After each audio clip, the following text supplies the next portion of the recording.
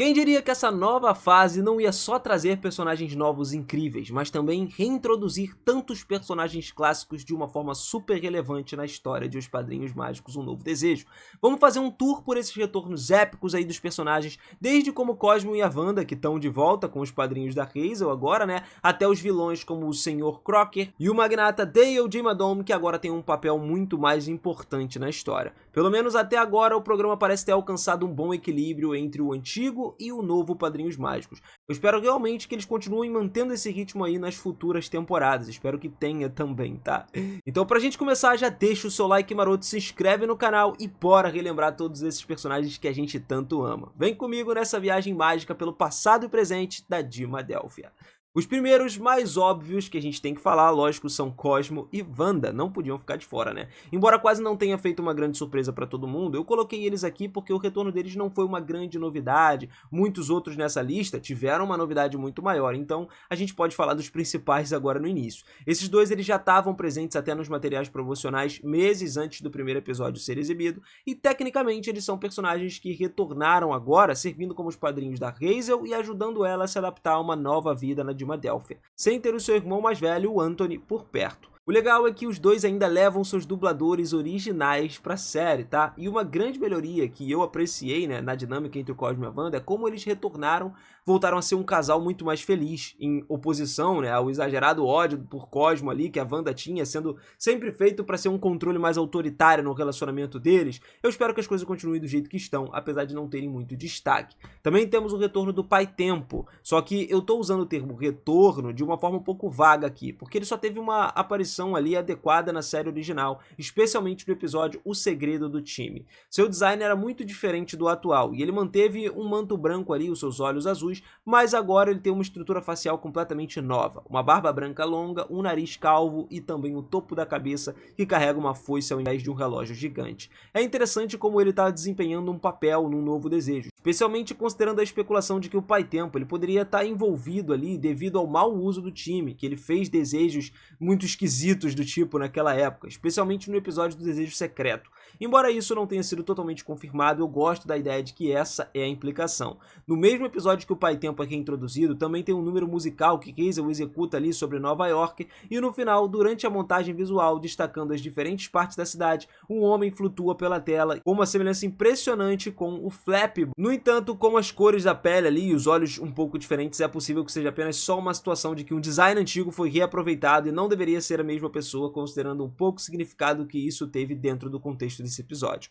A Jota também fez uma aparição ali como CEO e fundador dos institutos GS, tornando-se uma espécie de chefe do pai da Hazel, por exemplo. E o interessante é que o AJ ele foi um que teve das alterações mais drásticas em design entre os personagens que retornaram até agora. O rosto dele, lógico, é bastante diferente, principalmente por conta dos pelos faciais que começaram a crescer, barbinha e tal, mas ele acaba sendo construído com aquela cabecinha e o corpo gigantesco do Rei do Crime de Homem-Aranha, né? Ainda assim, é muito engraçado a gente ver como ele fez esse retorno. Agora, o adulto AJ ele tá realmente se desenvolvendo com as armas de caça-fadas, como aquele que tem o poder de transformar as fadas em poeira, né? Eu fico muito curioso para ver se ele acabaria fornecendo armas a Dale no futuro, especialmente se Dale descobrisse permanentemente sobre a existência de Cosmo e Wanda.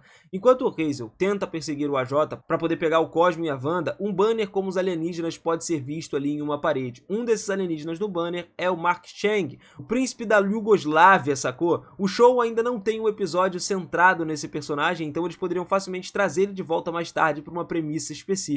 Claro, o último grande destaque desse episódio também é o retorno do Sr. Crocker, que continua tão desequilibrado quanto nós lembrávamos do passado. Definitivamente você pode perceber que ele é um cidadão idoso agora, com manchas ao redor do couro cabeludo e ausência quase que total do cabelo. Provavelmente ele não é mais um professor da escola primária e ele tem se dedicado a provar bastante a existência das fadas ali para que ele possa oficialmente se tornar parte do Instituto Galax. E acaba que isso daria para ele um financiamento para ele caçar fadas novamente. Eu também gosto como eles mantiveram a consistência das fadas sendo impotentes contra as redes de borboletas, algo que o Crocker usou para poder cobrir o prédio com uma rede gigante, né? Esse é só um dos muitos casos ali do Novo Desejo, mantendo vários detalhes exclusivos da série original. Mesmo quando lidava com algumas construções do mundo, vários elementos mágicos, eles se mantiveram na parte do passado do Crocker, onde Cosmo e Wanda costumavam ser suas fadas. É uma das histórias de fundo mais infelizes que eu já vi na Nickelodeon, mostrando como o Crocker realmente fez feio no passado. O Queixo Rubro também teve uma rápida aparição ali no primeiro episódio, onde o falso Timmy Turner, que a galera achou que era o Timmy Turner, mencionou que estava atuando ali como um motorista de ônibus pro filme do Queixo Rubro. Mas aqueles que ainda pensavam que esse cara era o Timmy, galera, ele não é. Os produtores afirmaram que o Timmy não aparecerá de jeito nenhum até um novo aviso. Dale de Madome também tá de volta e tem muito mais relevância dessa vez. Em Um Novo Desejo, ele passou de ter falas em um único episódio da série original para se tornar um dos maiores antagonistas dessa série.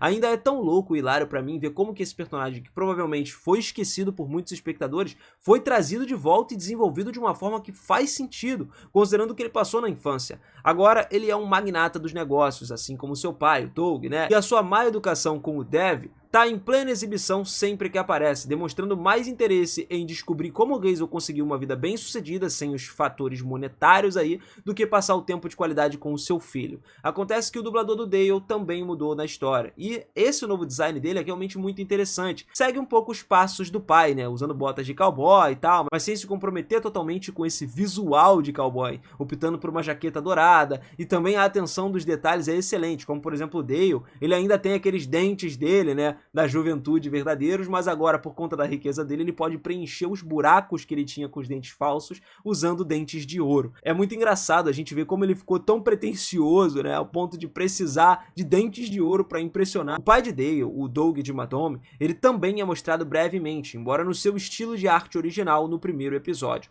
Isso quando Dev estava se gabando da sua família para Hazel. Embora ele não tenha aparecido oficialmente, eu realmente espero que ele faça isso em algum momento. E se ele é causa raiz do comportamento tóxico do Dev, pode ser necessário que ele expie seus pecados para que haja alguma esperança do Dev se ajustar ali, bem como pai e filho, né? Os dois ficarem bem juntos. Outro que apareceu pra gente também foi o Jorgen Von Estranho, cara. A fada muito forte, né, também estando de volta. Ele ainda é a fada que governa ali o mundo, no mais alto escalão das fadas. A personalidade dele permaneceu praticamente a mesma. Intimidante, um pouco arrogante às vezes, mas bastante engraçado quando necessário. O novo design dele tem algumas diferenças perceptíveis. Mesmo que a roupa do Desejo agora tenha um visual mais casual, como um colete suéter sem mangas e tal, e uma camisa, né, por baixo, shorts e meias longas para mostrar a idade avançada ao longo das décadas. Embora eu goste do novo design dele, eu acho que eu ainda prefiro o antigo, como alguém que se orgulha do senso do modo vintage das histórias. Isso porque o ajuste antigo, cara, ele parece mais completo pra mim, abraçando totalmente a estética militar que ele tinha. A nova versão, por outro lado, parece mais indecisa entre se tornar um atleta ou, sei lá, um jogador de golfe.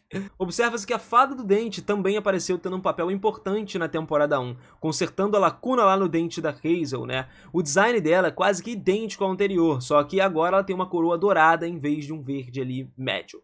É bom saber também que ela provavelmente ainda tá casada com o Jorgen no final das contas, embora não seja mencionado ali com muita frequência. A reintrodução do Perry também foi um catalisador que realmente elevou esse show todo a um outro nível. Obviamente, ver esse personagem novamente na sua versão adulta é ótimo, e muitas pessoas estavam ansiosas para ver como ele ficaria. Honestamente, fizeram um ótimo trabalho com seu design, e na minha opinião, a melhor parte sobre a reintrodução do Perry é como que ele acaba se tornando uma fada madrinha do Dev, permitindo que o Dev e a Hazel descubram sobre os respectivos padrinhos. Isso cria uma dinâmica muito mais interessante entre essas duas crianças, além de envolver o Cosmo, a Wanda e o Perry também. Tecnicamente isso não é nada novo, porque na série original, Remy sabia sobre as fadas do time e vice-versa, né? Mas ele não era nem de longe tão relevante quanto Dev é no Novo Desejo. As interações entre eles são muito mais intensas agora, o que é muito interessante. É meio louco, né, o quanto as pessoas viram a introdução do bebê Puff como o início da queda na qualidade dos pais, mas a versão adulta dele é, sem dúvidas, o que fez um Novo Desejo acabar melhorando. Inclusive, esse episódio está se tornando um dos favoritos dos fãs. Eles realmente acertaram em cheio com esse personagem voltando. E a aparição principal do Cupido até agora em Novo Desejo também foi como um antagonista, né, específico do episódio, devido ao desejo de Hazel de fazer com que seus pais se apaixonem novamente. O Cupido ele teve que intervir, mas ele não ficou feliz por ser perturbado, então forçou a Hazel a participar de um jogo de matchmaking que tinha o potencial de fazer a mãe da Hazel se apaixonar por outro homem. E o design geral do Cupido é quase que o mesmo de antes, como o de Jorgen também, mas com algumas mudanças notáveis. A cabeça é muito mais em forma de ovo, a linha do cabelo parece ter recuado um pouquinho e a cor dos olhos mudou de azul para rosa. Outra personagem que também retornou foi a Vicky, cara. Também é um retorno significativo. Assim como o Crocker, ela é exatamente